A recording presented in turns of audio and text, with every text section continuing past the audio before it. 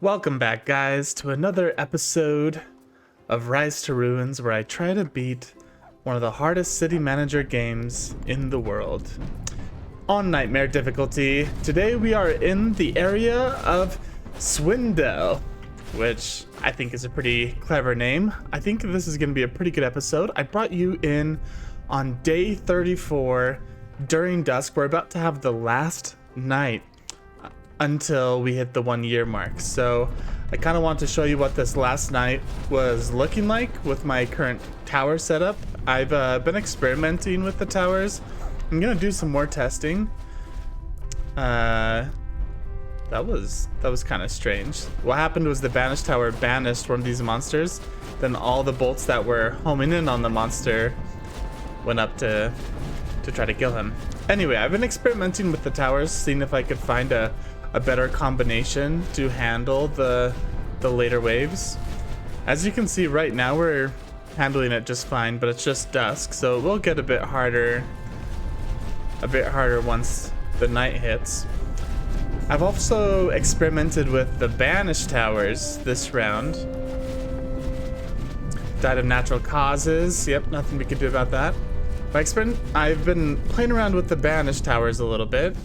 For example, I put a banished tower right next to our trash operation back here. Here's the banished tower.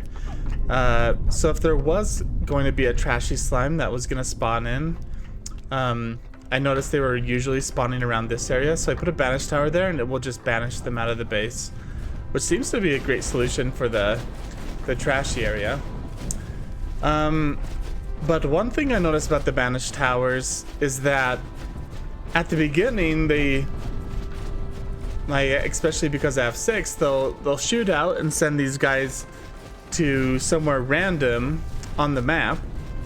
But the problem is that's all fine until later at night, when all the enemies that are walking in have basically doubled because of these banished towers. All these banished towers do is basically delay the enemies for later. So if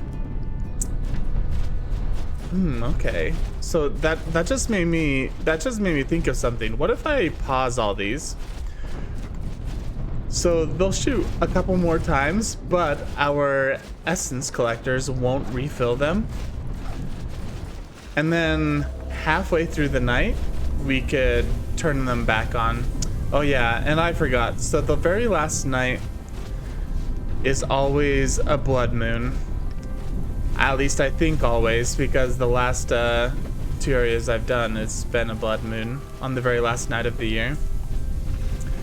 So as you can see, my towers are able to handle these enemies just fine. What me putting enemies in here does is basically fuels the fire. So it gets these guys, it gets these guys charged up so that they start putting out essence, which refuels our essence collectors. And so I believe my towers could handle the wave just fine. But the only reason I keep putting people in the coal skate is just to keep the fire stoked so that we have a constant stream of energy. Even with 60 plus essence collectors fully leveled up, I think we would run out of energy halfway through the night. And so just because the towers use a lot more energy than golems, for example.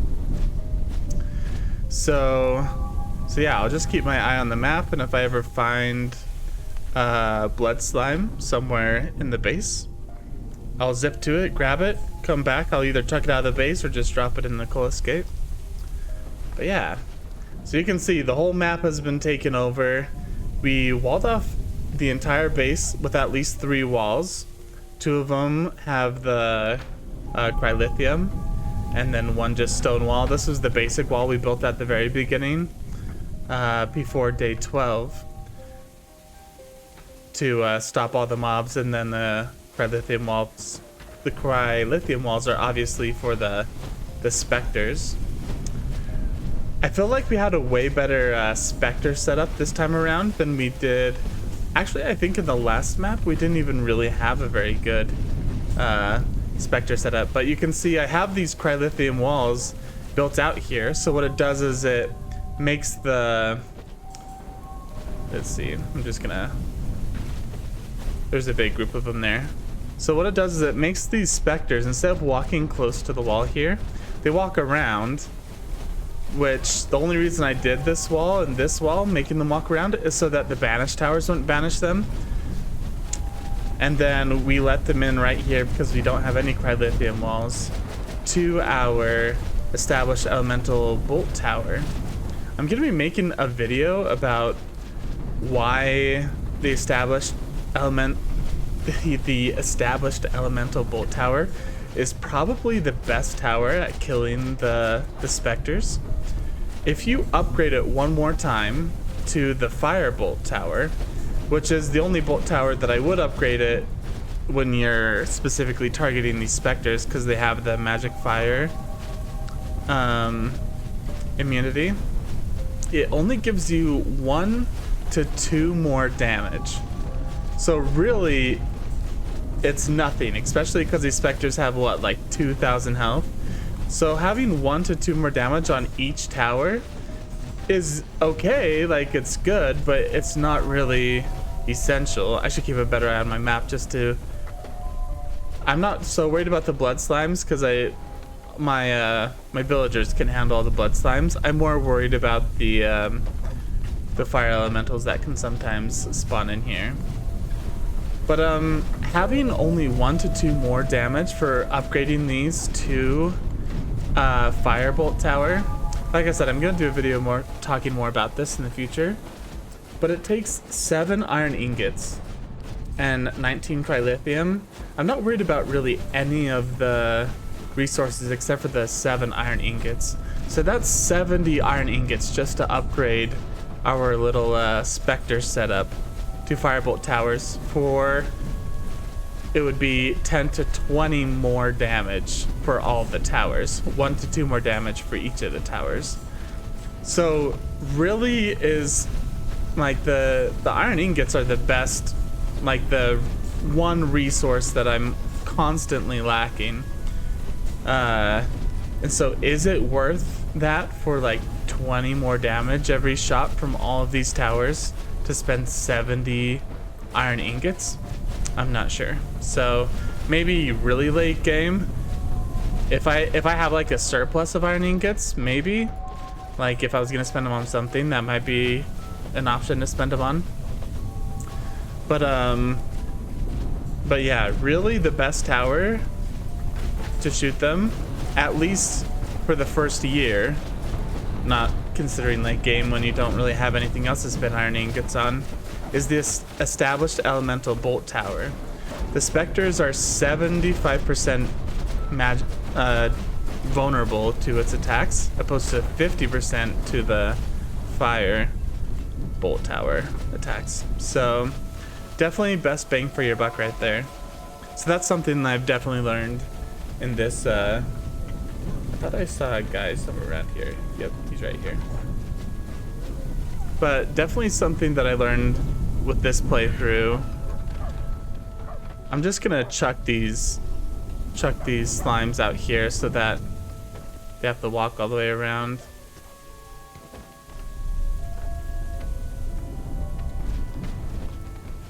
Got some big slimes coming in. The slimes are really, really slow, so since we're already halfway through the night, if we chuck them up here in the corner, the night will end before they can even make it to the base. So that one's basically dead. Cool. So like I said, our towers can handle this wave completely fine. The only thing that we can't really handle is the amount of energy that it takes to kill them all, because of all of our elemental bolt towers. So I'm gonna be refining sort of my build order and the process to see if I can better accommodate for the amount of energy spent by all these, so you don't have to spend so much time refueling the fire, I call it, where all you do is dump enemies into here to make some more essence. But you can see we're doing fine on essence, like we're holding steady. but that's with me stoking the fire. So, well, I kind of like the active play style instead of just sitting here watching it all happen. But then again, it might be like if I wasn't gonna stoke it for a night, it would be nice. Oh, someone burned to death. So it makes me think that there's a fire elemental somewhere over here. For some reason, I think they were wanting to pick up something. But anyway, they wandered out of the base and died. That's kind of impossible to stop, I found out. Like, people are just gonna wander out of the base randomly and die every once in a while, and I haven't really found a way to stop it.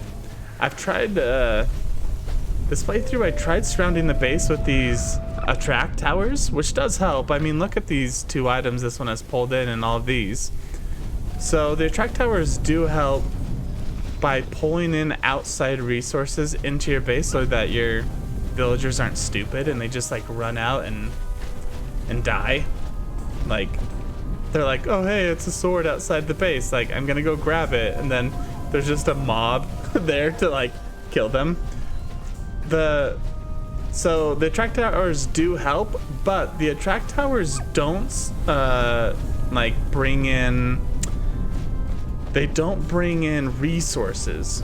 So for example, if someone was to like chop down this tree right here and drop a log, all my guys would run out to try to grab it, and my attract towers don't suck in the resources. So that would be nice if there was like a separate attract tower for resources, or if the attract tower would also include resources.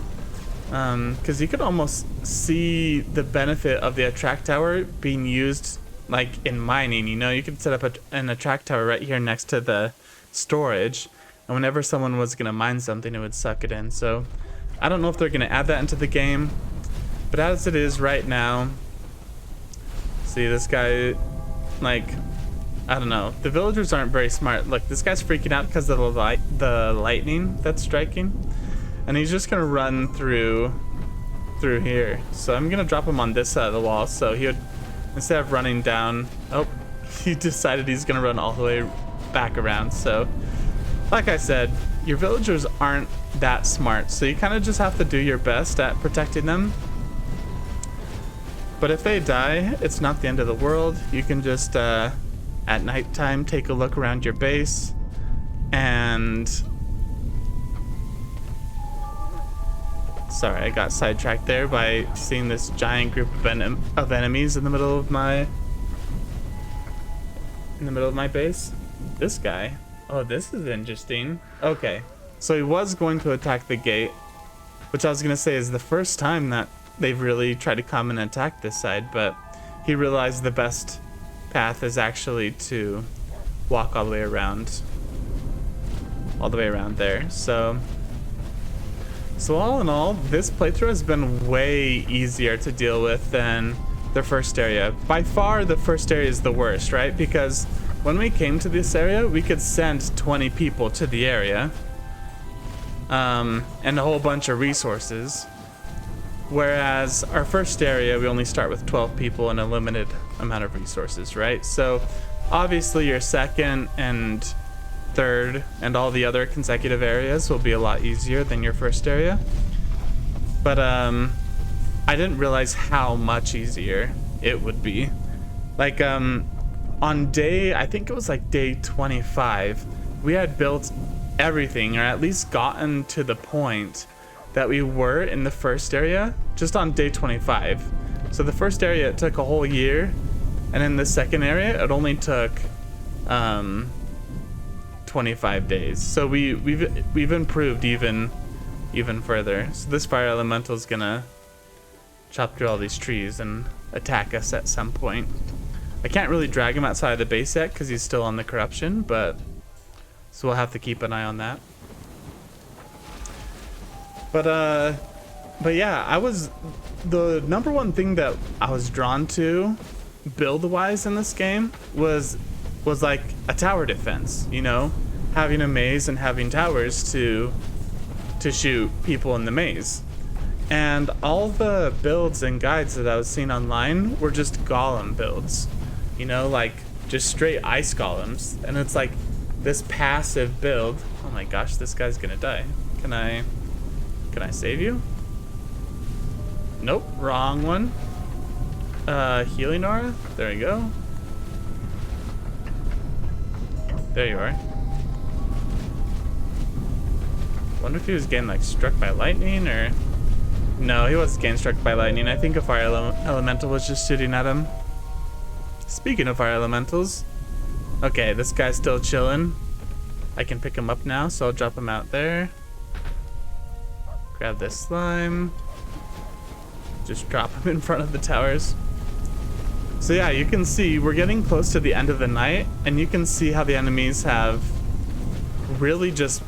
Oh, these guys have been paused the whole time. So if we turn them on now, then they will banish it to somewhere random on the map, and the night will end before they can get back to the base.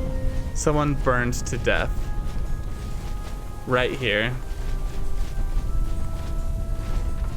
Yeah, the previous nights it hasn't been such a big problem because I've always been building something in the middle of the night, so most everyone is just focused on that.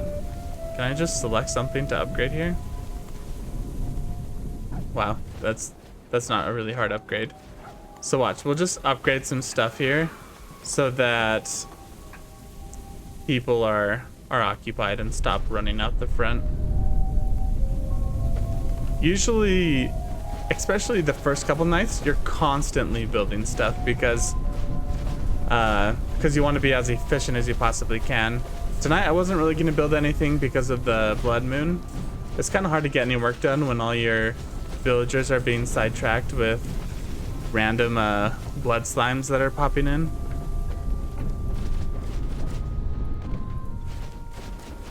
Also,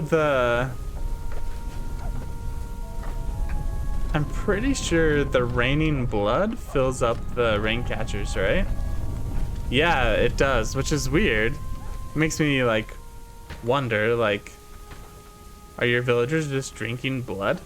Because the rain is red.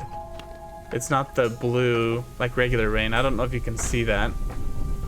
Like, you can see it better as it passes over here, but it's colored red, so it's definitely blood. So, I don't know. I don't know how I feel about all my rain catchers filling up with blood, and then we're using it to fill our water bottles. So yeah, the night is almost over. Looks like I missed this guy. Separating out the specters is really, really helpful because the specters are super tanky. Look, these ones are close to like 2,200, 1,700, 1,900. So the specters are really tanky, but they're slow. And so what they do is they usually like just distract your towers, and then all the fast skeletons just quickly run by and start attacking your base. So having the specters split off really helps out with the attack flow of your tower setup.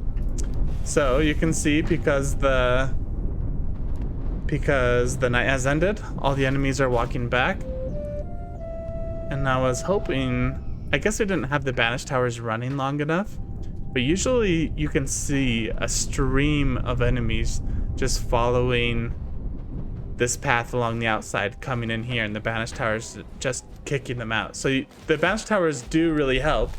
The only downside to them is sometimes the end of the night can be overwhelming because all the enemies are just being kicked back for the end of the night. Overall, I think it makes you attack less enemies, but you just can't really use them until you have a coal escape or something to, like, some sort of backup plan if it does become overwhelming.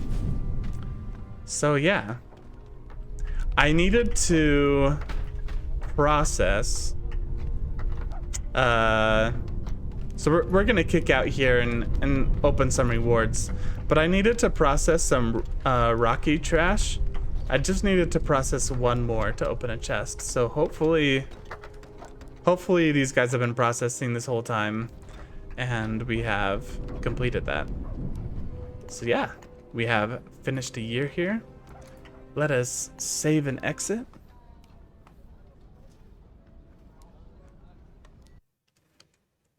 There's like a freaking helicopter outside my house. No, we didn't finish it. Look right here on the left. This one's completely full except for one sliver right here. So I don't know if it's super important. It was only one perk anyway, but so level up 65 villagers anywhere. We completed this one. 3% clearing speed. Okay. Minus 10% dissolve spell cost. I don't really use the dissolve spell that often. But I have seen it be handy.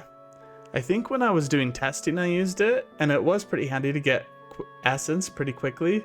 The downside is you just use up a lot of the resources, right? Send 10 villagers to Violet Bank. So Violet Bank is the third area, and we did send villagers to it. And plus 2-second regeneration spell duration. Not the best. Let's open up this chest. 4,600 chest here. 4% road construction speed. Okay. I mean, I don't know how important that is, but all right. Plus 1 nomad amount. Okay, so this one is huge. It's not guaranteeing plus 1 nomad every time, but what it does is, actually I have it written down. I have it written down here. Give me 1 second. I'm gonna pull it up right now. Hopefully you guys will find this interesting. I've been taking notes as I've been learning here. Okay. Alright, so days 1 through 7, you can only get 2 to 5 nomads that come in and attend your village. So even if your village is huge and it's booming, if it's still between days 1 and 7, you can only get 2 to 5 each spawn event. And sometimes there's not even a spawn event, right? Sometimes no one will come, but if there is a spawn event, you can only get 2 to 5. Days 8 to 15, again, I'm gonna put this on a separate video, but since it came up right now, I thought you guys might find it interesting. Days 8 to 15, you can get 2 to 7 nomads. Days 16 to 23, you can get 2 to 9 nomads. And then the maximum amount is 10 nomads after that. So you can get 2 to 10 nomads. I'm gonna double check that last one, but it looks like the cap is 10. So what this does is this raises the cap. So I don't think it guarantees the amount of nomads that come in. I think it guarantees that the cap will be higher. So that's pretty cool. Bow tower range. Wow, so our bows are going to be able to shoot like crazy. So we'll take it. Let's scroll down. Where's our bow tower range? Right here, +4. So our bows can shoot crazy far. Do we have one for ballista? No, we don't have any ballista ones yet. So the ballista ones will be cool just because they just shoot incredibly far. All right, let's open one more chest here. Oh, we can actually open both more chests. Both of the chests. -10 lightning bolt spell cast. Okay, I don't use that spell very often. It's good against specters though. The spell, I mean. +2 illuminate spell radius. I have used this actually in the middle of the night when I couldn't see this junction that all the enemies were coming through. I actually did use this one time. +3 static tower fire rate.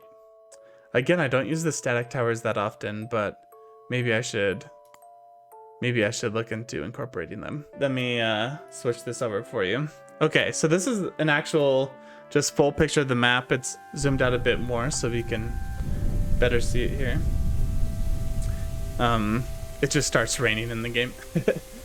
But yeah, so what I've realized is that it is best, at least in my experience, to not take up more than 1/4 of the map. So this square right here symbolizes 1/4 of the map. And so if we move this around, we can say like, okay, if I did it like Adam did it, this is about where my base would be. This is about how much space I would use up. Okay. And what this does is it lets the corruption have enough room to grow around you for about 24 to 25 days, which is perfect because then the corruption meter at the top, I call it the angry meter because it's all red, doesn't grow very much. Opposed to if you were to lock down the corruption in a small corner, it would grow very rapidly and you most likely wouldn't be able to build towers fast enough or upgrade towers fast enough to deal with the health pools of the growing monsters. So if you guys know of a better way of looking at this, then great. But in my experience, you don't want to take up more than 1/4 of the map so that the corruption has plenty of room to grow. Now, instead of going in a corner like this, I see this as one option actually. I was actually really strongly considering this corner. The reason I don't like corners is because if you lay out ballista towers, they can only kill the buildings right here on this side of your base and on this side of your base. Whereas if you put the base in the middle, you can lay down ballista towers here and here to kill the corruption buildings on both sides. And the less corruption buildings you have, the less the corruption meter grows, the slower it grows. So that's just like a small efficiency thing that doesn't really weigh in too much because, like I said, the corruption meter doesn't grow that much in the first year if you give them this much room to begin with anyway. But I wanted my bases to last longer than a year so I could use them as resources and to farm villagers. So I always aim to have the base in the middle of the map. Not always possible, but I knew this corner was out because of all the water. It's too hard to build on water, takes too much time, and this game is all about efficiency. So this top corner was really promising. We had a crystal. Here, let's zoom in a little bit. We had good food resources right here, and we had this crystal patch that we could grow and use. We also had a nice rock resource right there.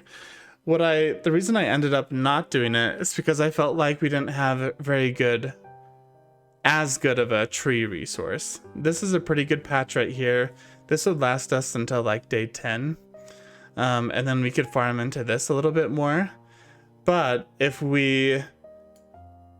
saw this huge tree line right here and I thought, hey, like, why don't we take advantage of this and use this tree line as a huge wall. So the only places I would have to wall is this little gap right here. And then I'd just have one big wall here for all my towers to frontline. So, and I also liked that this had water right there, whereas this area only had, so it had less, this top area had less water than this middle area. Let me see what else. It did have food, it did have a good crystal patch. So it had all the resources I needed.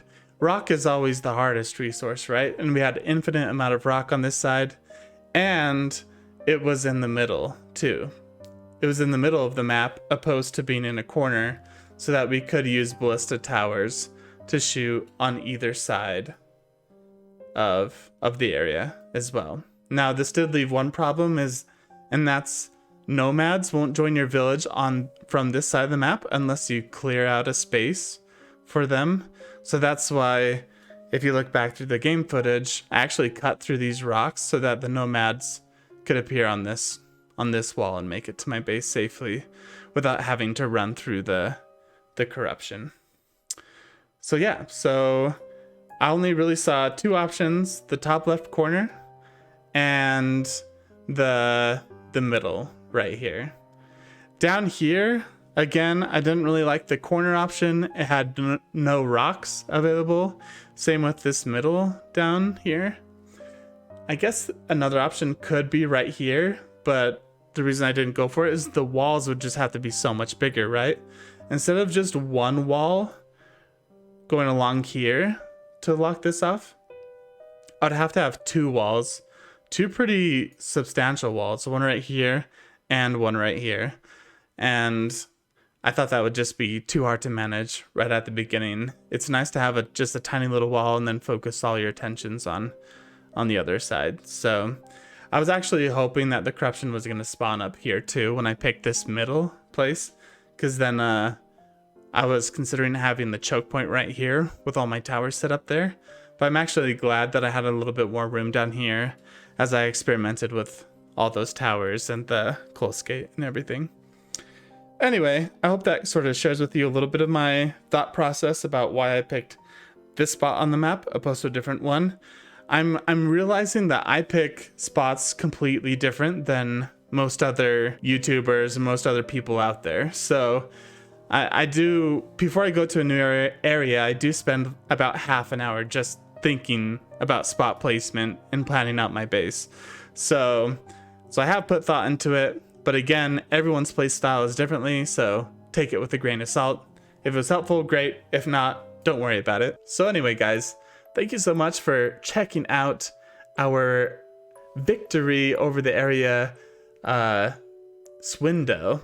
Again, I've been trying to beat this game. It's going to be a long, hard process. So if you want to see the end and the victory, definitely subscribe to the channel so you don't miss a video. And I will catch you guys on the next one. Hey, so I also wanted to, I pulled up the map on a different profile just so we could see it as you start out. And I wanted to talk about starting locations on this map and sort of mention why I decided to start here, which doesn't really seem like it would be a good place to start. But I've been, I was just thinking a lot about this.